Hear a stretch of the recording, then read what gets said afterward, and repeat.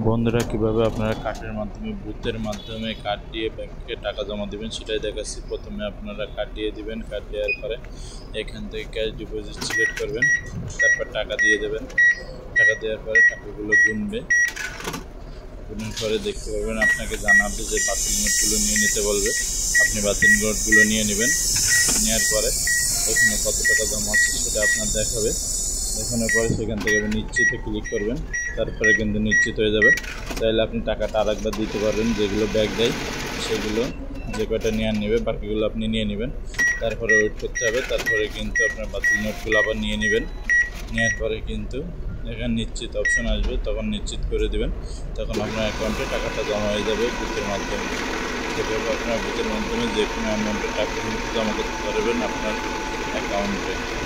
ভিডিওটি কেমন লেগেছে অবশ্যই কমেন্টে জানান। ভিডিওটি ভালো লেগে থাকলে চ্যানেলটি সাবস্ক্রাইব করবেন, পেজটি ফলো দিয়ে দিবেন।